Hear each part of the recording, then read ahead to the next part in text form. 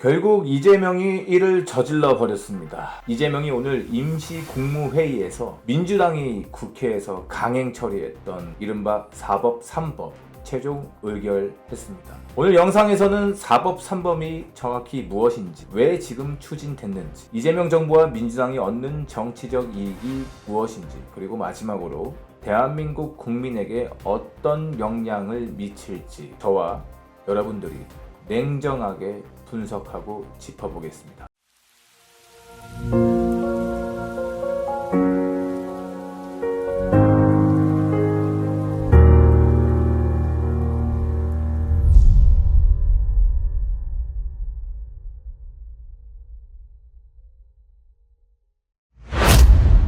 여러분 안녕하십니까. 오늘도 대한민국을 지키기 위해 사실을 전달한 뉴스 FTN 이현빈입니다. 오늘 정치 역사에서 매우 중요한 사건 하나가 벌어졌습니다. 이재명이 오늘 임시국무회의에서 민주당이 국회에서 강행 처리했던 이른바 4법 3법을 최종 의결했습니다. 대법관 증언법, 재판소원제 도입, 그리고 법 왜곡죄 신설, 이 세 가지 법안이 이제 실제로 시행 단계로 들어가게 된 것입니다. 여기서 중요한 질문이 하나 있습니다.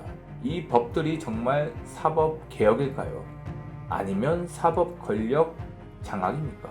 오늘 영상에서는 4법 3법이 정확히 무엇인지, 왜 지금 추진됐는지, 이재명 정부와 민주당이 얻는 정치적 이익이 무엇인지, 그리고 대한민국 국민에게 어떤 영향을 미칠지 냉정하게 한번 제가 말씀드려보겠습니다. 4법 3법이 무엇인가? 먼저 4법 3법이 무엇인지 한번 정리를 해보겠습니다. 이번에 의결될 법안은 크게 세 가지입니다. 첫 번째, 대법관 증언법. 현재 대법관은 대법원장을 포함해 총 14명입니다. 그런데 이 법이 시행되면 26명까지 늘어납니다.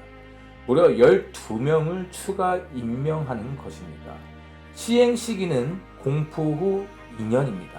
즉 앞으로 대법원 판결 구조 자체가 바뀌게 됩니다. 두 번째, 재판소원제 도입. 지금까지는 대법원 판결이 내려지면 그 판결은 최종 확정입니다. 그런데 이제는 대법원 판결도 헌법재판소에 다시 가져가서 뒤집을 수 있는 길이 열립니다. 이게 바로 재판소원제입니다. 그리고 이 법은 공포 즉시 시행됩니다.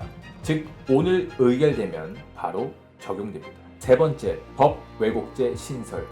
판사나 검사가 법리를 왜곡했다, 증거를 왜곡했다라고 판단되면 형사처벌을 할 수 있는 법입니다. 시행은 공포 후 6개월입니다.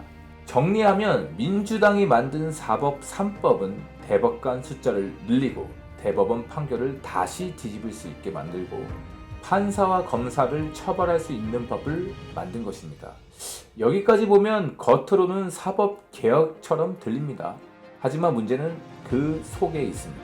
그럼 우리는 이 법이 왜 지금 나왔는지 생각해 봐야 합니다. 사실 이 법은 법조계에서도 굉장히 논란이 많은 법입니다. 특히 대법원 내부에서도 강한 우려가 나왔습니다. 조희대 대법원장을 비롯한 법조계 일각에서는 이재명에게 거부권을 행사해달라, 이런 요구까지 했습니다. 그런데 이재명은 거부권을 행사하지 않았습니다. 그대로 의결을 했죠. 이 결정 의미하는 것은 무엇일까요? 이건 단순히 법 하나 통과시킨 것이 아닙니다. 대한민국 권력 구조에서 사법부 구조를 완전히 바꾸는 결정입니다. 가장 중요한 것은 대법관 증원입니다. 지금 대법관은 14명입니다. 그런데 26명까지 늘립니다. 무려 85% 증가입니다. 여기서 중요한 질문이 있습니다. 왜 갑자기 12명을 더 늘려야 할까요? 사실 대법관 증언은 오랫동안 정치권에서 논쟁이 있었습니다. 하지만 이렇게 대규모로 늘리자는 주장은 거의 없었습니다. 왜냐하면 대법관은 단순한 판사가 아닙니다. 대한민국 최종 판결을 결정하는 권력입니다. 대법관을 늘린다는 것은 사실상 사법부의 권력 균형을 바꾸는 것입니다. 그리고 또 하나 중요한 사실, 대법관은 대통령이 임명합니다. 즉 대법관 숫자를 늘린다는 것은 결국 대통령이 임명할 자리를 늘린다는 의미입니다. 그러면 이재명이 대법관을 늘리려고 하는 이유는 무엇이겠습니까? 본인이 원하는 사람을 임명한 이후에 나중에 본인이 받게 될 재판을 유리하게 만드는 속셈으로 저는 보입니다. 이제 이해되시죠? 두 번째 문제는 재판 소원제입니다. 이 제도가 도입되면 대법원 판결도 헌법재판소가 뒤집을 수 있습니다. 문제는 대한민국 사법체계는 원래 3심제 구조입니다. 1심, 2심, 대법원. 여기서 끝입니다. 그런데 이제 대법원 위에 사실상 헌재가 올라가게 됩니다.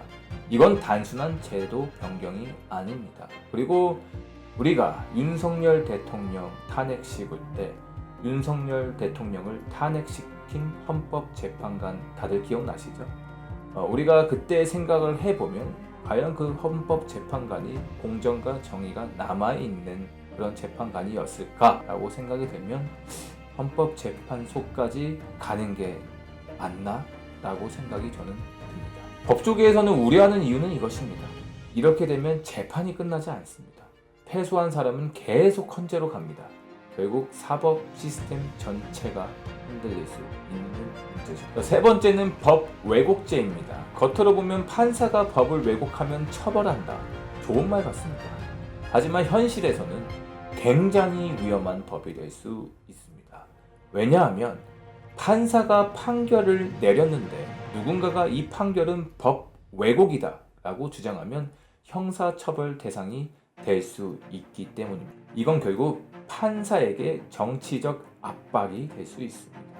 판사가 정치적으로 민감한 사건에서 눈치를 보게 되는 구조가 될 수 있다는 것입니다.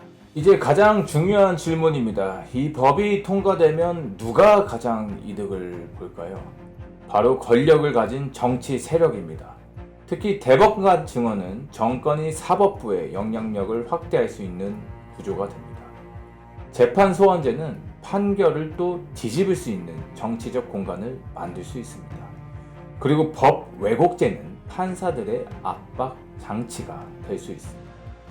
결국 사법부 전체에 정치적 영향력이 확대될 수 있는 구조라는 비판이 나오는 이유입니다. 그렇다면 국민에게는 어떤 일이 벌어질까요? 첫 번째, 재판이 더 길어질 수 있습니다. 두 번째, 사법부에 대한 신뢰가 흔들릴 수 있습니다. 세 번째, 정치와 사법이 더 강하게 충돌할 수 있습니다. 결국 이 모든 변화는 대한민국 사법 시스템의 안정성과 직결됩니다.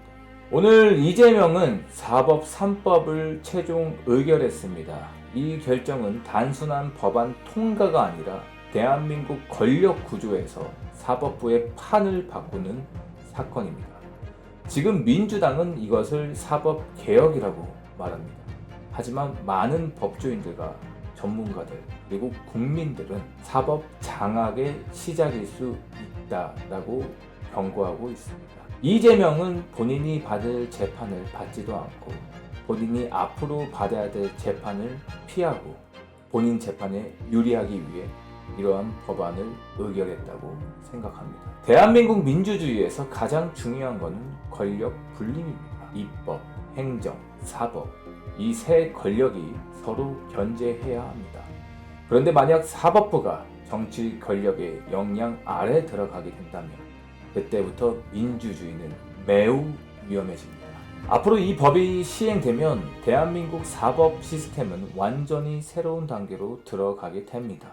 이 변화가 정말 국민을 위한 개혁이 될지 아니면 권력을 위한 개편이 될지 우리는 반드시 지켜봐야 합니다. 여러분들은 어떻게 생각하십니까?